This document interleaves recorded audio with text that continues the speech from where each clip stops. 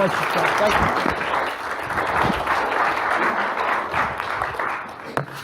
Well, I've never been played on stage before.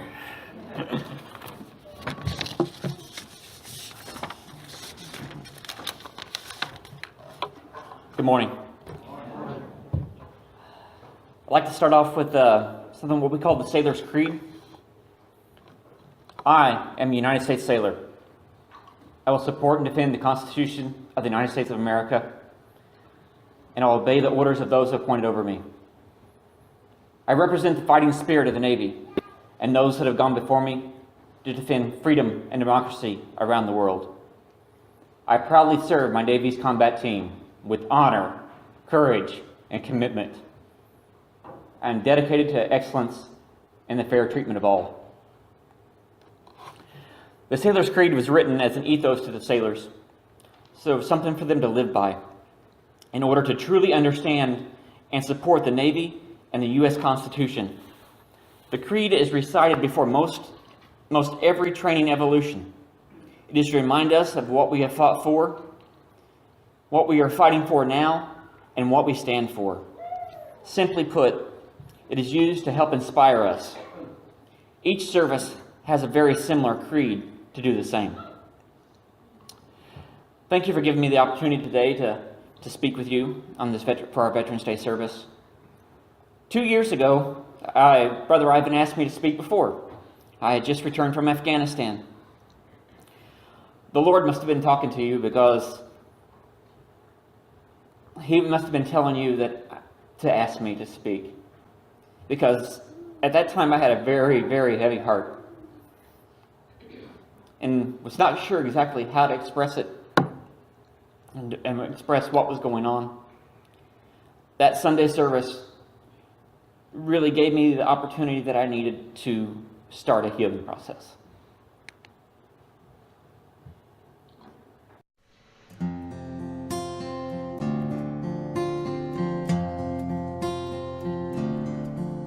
You packed your bags and shut the door.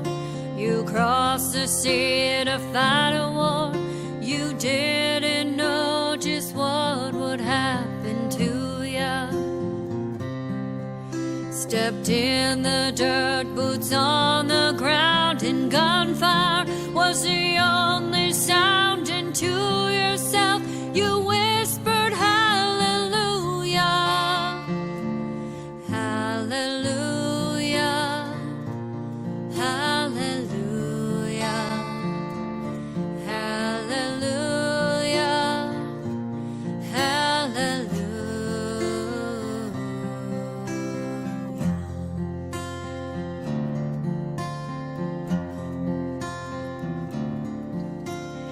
Every day and every night, you walk the walk, you fight the fight.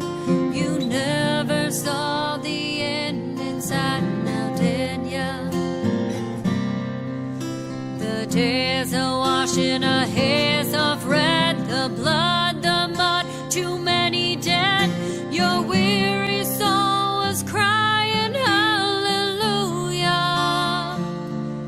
hallelujah, hallelujah, hallelujah, hallelujah.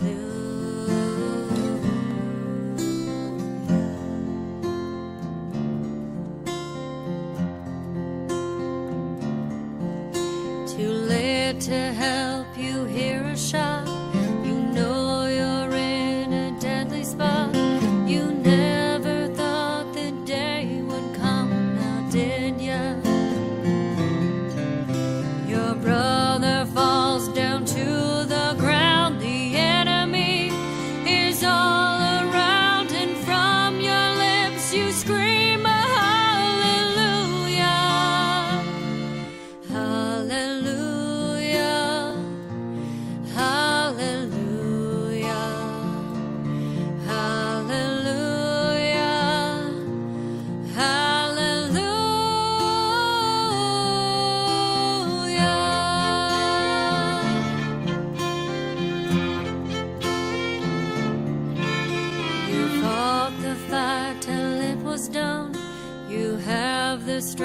to carry on.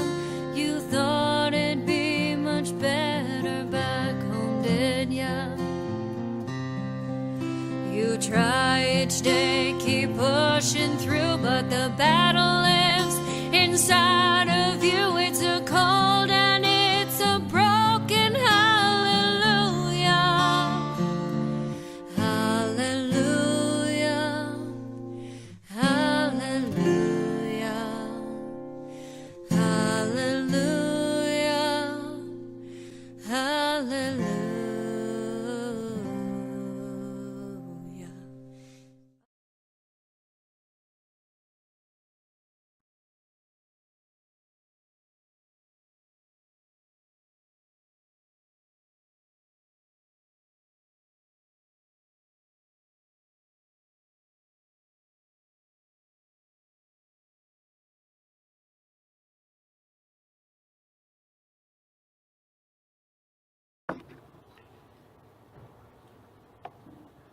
When you serve in the military, you become a part of a tight-knit community. Just 0.4% of the U.S. population will join the military. The same thing happens when you leave it too. You become a veteran. You join tens of millions around the country. This is such a simple thing, yet we often forget the power of a label. Many claim or avoid veteran status without much thought. These veteran boots have a story. In 8 months, these boots saw 9 states, 5 countries, and 3 continents. They've seen grass and rocks. They've seen dirt and sand. They've seen mud, and they've seen blood. They've seen panic and courage. They've seen happiness and sorrow. They've seen terrorism and heroism. They've seen life and they've seen death. But through the grace of God,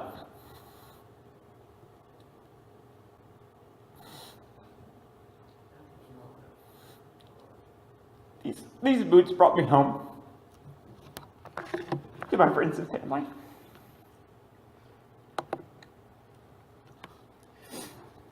So what exactly is a veteran? Webster simply defines a veteran as anyone that has served in the military. Seems too simple of an explanation. In my opinion, a veteran is someone who has served our country during a time of war, was or is currently in the military, lives a life of discipline so that others don't have to. They go off to war to ensure freedom and protect the way of life that we all have known to come and love.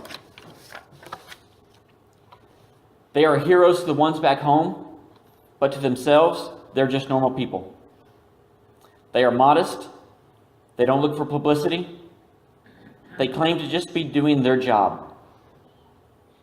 In their eyes, the heroes are the ones that did not get to return home. Whether you were a volunteer or was voluntold, most did not go out looking for glory, did not go out looking for medals, did not go out looking to be the hero that they are. The words honor, courage, and commitment ring through their head like a cathedral church bell. Their main goal was to just do their job, not to get yelled at, not to look stupid, and come back home to their normal life, their friends, and their loved ones. Always helping their brothers and sisters in arms along the way to do the same, but forever wondering if they could have done more for those that did not. Their hearts swell with pride when they put on their uniform or see their sons and daughters do the same. When the national anthem is played, they get goosebumps up and down their arms. And when they see the stars and stripes flying, standing tall, waving in the wind, they can't help but stand a little taller, square their shoulders, as they pass, but have their eyes swell with tears when it is at half-mast, or as it is draped over a casket. I'd like to share with you a poem by Sergeant Joseph Hildebrand entitled "The Final Inspection." The soldier stood and faced God, which must always come to pass. He hoped his shoes were shining just as brightly as his brass. Step forward now, you soldier. How shall I deal with you? Have you always turned the other cheek? To my church, have you been true? The soldier squared his shoulders and said, "No, Lord, I guess I ain't." Because those of us who carry guns can't always be a saint. I've had to work most Sundays, and at times my talk was tough. And sometimes I've been violent, because this world is awfully rough. But I never took a penny that wasn't mine to keep, though I worked a lot of overtime when the bills just got too steep. And I never passed a cry for help, though at times I shook with fear. And sometimes, God forgive me, I wept unmanly tears. I don't know if I deserve a place among the people here. They never wanted me around except to calm their fears. If you've a place for me here, Lord, it need not be grand. I never expected or had too much. But if you don't, I'll understand. There was a silence around the throne where the saints had often trod, as the soldier waited quietly for the judgment of his God. You burn your burdens well. Step forward now, you soldier. You've borne your burdens well. Walk peacefully on heaven's streets. You've done your time in hell.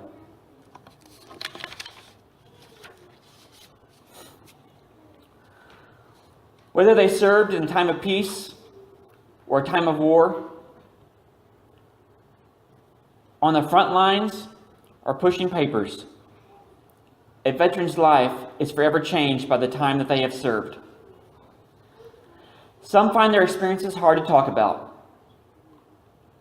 They don't mean to be withdrawn or distant, but they have lived those lives so that you don't have to. They don't want to burden your hearts and minds with the things that they had to do to survive, the things they had to endure, or the things that they have seen. For some, even though they are home, the war is not over. Some will fight for the rest of their lives with the wounds that were inflicted. For others, even though there might not be any physical wounds, the battle is still going on inside every day. They pray to God that they can keep it under control and never let it out. Every veteran has had to sacrifice something. How many birthdays, anniversaries, holidays, weddings, births, deaths, date nights, first steps, first words, school concerts, donuts with dad, or bagels with mom, have they had to miss just because they're doing their job? A job that has let all of us gather here today to say thanks. A job that has saved countless number of lives. A job that has helped keep us safe from the wolves at the door. A job that has let us live the lives we want to live. To be able to raise our families, work where we want, and worship as we want. Would all veterans please come and join me at the front of the stage? Yes.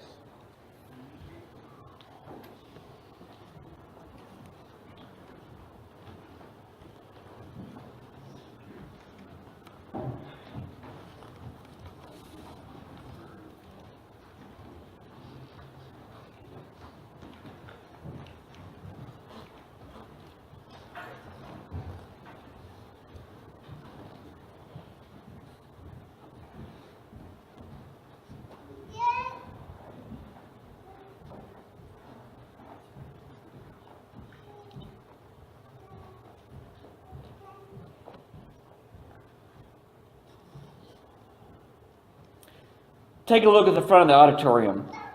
These are the people that have sacrificed so much. These are the ones that gave their time.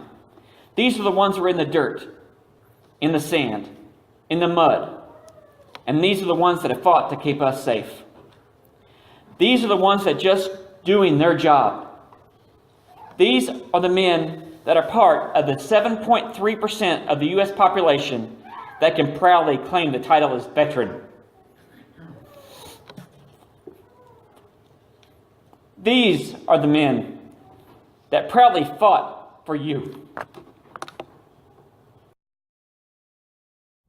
3 teens were arrested today for defacing the Kensington Park War Memorial overnight. The destruction includes painted messages against the military and the war in the Middle East. The 3 teens were picked up in the early morning hours after evidence was left at the scene. Grandpa, something wrong? Some people sure have short memories, and those who are too young to know need to be taught. Come on, I want to show you guys something.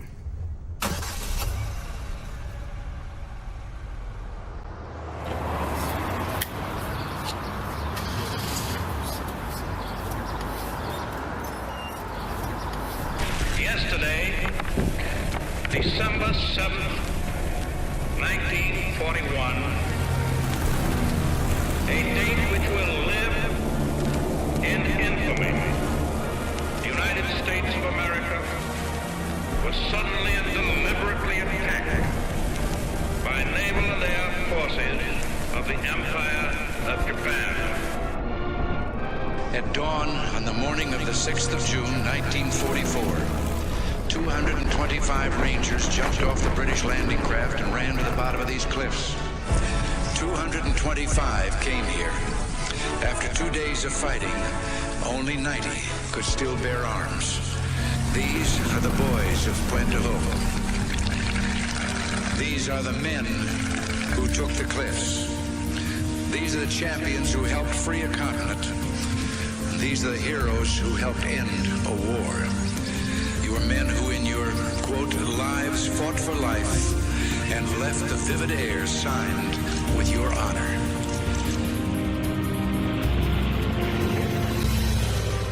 In the name of God and country, I learned to defy gravity. To honor my family, I lived in the belly of a beast. I fixed the hearts of iron monsters. I became a worm in the mud for dignity, For honor, for righteousness' sake, for God and country. I fought for you. I fought for you. for you. I fought for you. I fought for you. I fought for you. I fought for you. For you. For you. For you. For you. I fought for you. I fought for you. I fought for you, and I do it again.